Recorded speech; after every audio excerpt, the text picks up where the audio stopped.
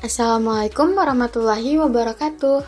Halo semua, kami dari kelompok 11 Manajemen Keuangan Internasional Indonesia akan menjelaskan tentang penentuan kurs mata uang asing.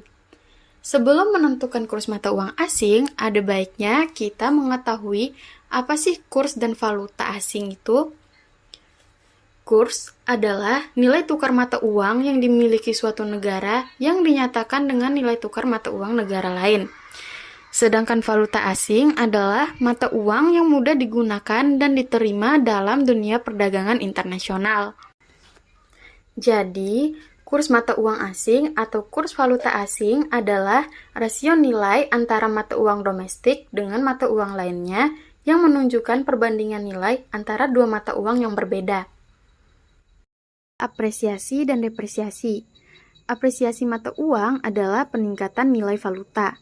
Artinya adalah ketika nilai tukar sebuah mata uang suatu negara terhadap mata uang lainnya relatif meningkat, yang disebabkan adanya mekanisme perdagangan.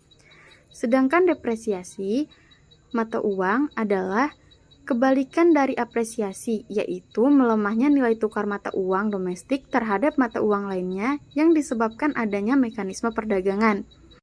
Dalam perdagangan internasional, apresiasi membuat produk asing lebih murah bagi pembeli domestik, sehingga mendorong pengiriman impor, dan sebaliknya membuat produk domestik lebih mahal bagi pembeli asing sehingga melemahkan impor. Sedangkan depresiasi membuat harga produk impor menjadi lebih mahal dan membuat harga produk domestik lebih murah bagi orang asing. Selanjutnya adalah persentase perubahan nilai valuta. Persentase perubahan nilai valuta bisa dihitung menggunakan rumus S minus ST-1 per ST-1 dikali 100%. Dengan S sama dengan nilai tukar baru mata uang yang bersangkutan dan ST-1 adalah nilai tukar lama mata uang yang bersangkutan. Apabila persentase menunjukkan hasil yang positif, maka mencerminkan apresiasi. Sedangkan jika persentase menunjukkan hasil negatif, maka mencerminkan depresiasi. Berikut adalah contoh soal untuk menentukan persentase nilai valuta. Soalnya adalah sebagai berikut. Nilai tukar atau kurs dolar Amerika Serikat selama tahun 1997 sampai 1998 mengalami penguatan dari Rp2.500 per US dollar menjadi Rp10.000 per US dollar. Hitunglah persentase perubahan nilai valuta US dollar terhadap rupiah selama periode itu. Dengan menggunakan perubahan persentase nilai valuta, yaitu S min ST-1 per ST-1 dikali 100%, maka didapatkan hasil sebesar 300%. Dikarenakan hasilnya positif, berarti mata uang mengalami apresiasi atau penguatan terhadap mata uang lain. Materi selanjutnya yaitu tentang keseimbangan kurs tanpa intervensi pemerintah. Secara teoritis, dalam kondisi tanpa intervensi pemerintah, harga suatu mata uang ditentukan oleh yang pertama permintaan terhadap mata uang. Permintaan terhadap suatu mata uang berbanding terbalik dengan harganya. Misalkan, keinginan penduduk suatu negara untuk memperoleh suatu jenis mata uang asing dapat dipandang sebagai permintaan valuta asing oleh penduduk negara itu. Keinginan masyarakat yang bertambah besar untuk memperoleh barang dari suatu negara akan menaikkan permintaan mata uang negara tersebut. Sebaliknya, jika tidak ada keinginan untuk memperoleh barang dari suatu negara, akan menurunkan permintaan mata uang negara tersebut. Bisa dilihat pada kurva permintaan, semakin tinggi nilai dolar, maka keinginan untuk menukar rupiah dengan dolar semakin berkurang. Jadi, permintaan terhadap dolar berbanding terbalik dengan harga dolar terhadap mata uang domestik. Yang kedua adalah penawaran terhadap mata uang. Keinginan penduduk suatu negara untuk membeli uang rupiah merupakan penawaran valuta asing. Keinginan itu menunjukkan banyaknya uang dolar yang akan digunakan untuk membeli barang-barang buatan Indonesia. Penawaran terhadap rupiah berbanding lurus terhadap harganya. Bisa dilihat pada kurva penawaran. Apabila rupiah berapresiasi terhadap dolar, berarti harga rupiah semakin mahal. Maka harga produk-produk yang diimpor dari Amerika Serikat menjadi lebih murah di mata konsumen Indonesia karena harga yang berbanding lurus. Kita beralih ke materi selanjutnya, yaitu kita akan membahas tentang faktor-faktor yang mempengaruhi nilai tukar. Ada banyak sekali faktor-faktor yang mempengaruhi nilai tukar, yang membuat nilai tukar kadang kala tinggi dan kadang juga turun. Faktor-faktor tersebut yang pertama, laju inflasi relatif. Perubahan dalam laju inflasi dapat mempengaruhi aktivitas perdagangan internasional karena mempengaruhi permintaan dan penawaran valuta dan dengan demikian mempengaruhi nilai tukar. Negara yang mengalami inflasi tinggi akan cenderung mengalami depresiasi mata uangnya. Pada umumnya, negara yang mempunyai tingkat inflasi tinggi mempunyai kecenderungan mata uang yang semakin melemah, yang membuat produk mereka kurang kompetitif. Sebaliknya, negara dengan inflasi rendah akan melihat nilai tukar mereka terapresiasi. Inflasi domestik yang rendah membuat barang-barang mereka lebih kompetitif di pasar internasional. Ekspor akan cenderung tinggi dan permintaan untuk mata uang domestik akan meningkat. Faktor yang kedua yaitu suku bunga relatif. Apabila sebuah negara dapat menaikkan suku bunganya, maka hal ini dapat memancing negara lain untuk memasukkan mata uangnya ke negara tersebut. Kurs valuta asing juga akan terpengaruh dari naiknya tingkat suku bunga. Biasanya, trik menaikkan suku bunga ini dilakukan oleh suatu negara dalam upaya memancing negara luar untuk menanamkan modalnya di negara tersebut. Terlebih jika suatu negara membutuhkan banyak dana untuk membangun negaranya.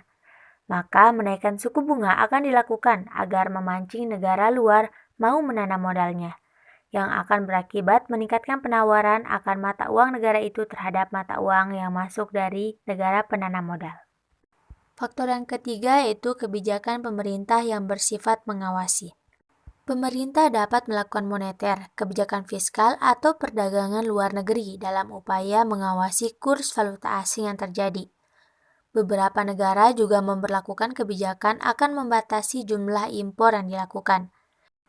Jika impor dapat dibatasi, maka jumlah barang yang masuk juga akan dapat dibatasi.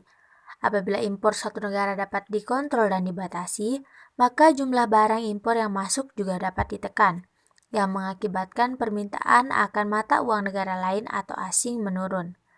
Kita harus memahami jika permintaan akan barang impor tidak tinggi, akan menjadikan mata uang lokal atau domestik akan menguat. Dalam hal ini, peran pemerintah sangat berpengaruh dalam menjaga kestabilan mata uang domestik, karena jika kebablasan melakukan impor, hal inilah yang menjadi salah satu faktor yang mempengaruhi kurs valuta asing.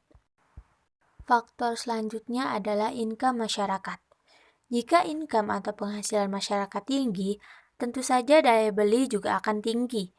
Masyarakat akan melakukan transaksi pembelian barang dalam jumlah yang banyak, sehingga pemenuhan barang tersebut harus dilakukan oleh negara tempat produksinya. Apabila impor meningkat, tentunya akan diikuti oleh meningkatnya permintaan valuta asing. Hal ini akan mengakibatkan turunnya nilai mata uang atau kurs mata uang negara itu dari nilai valuta asing. Maka dari itu, jika permintaan suatu barang dapat dipenuhi dari dalam negeri sendiri, tentunya akan sangat membantu dalam menjaga nilai mata uang dalam negeri tetap stabil dan tidak adanya permintaan akan valuta asing. Yang kelima adalah ekspektasi. Faktor lain yang turut mempengaruhi nilai tukar pada valuta asing adalah ekspektasi nilai tukar yang bisa terjadi di masa depan.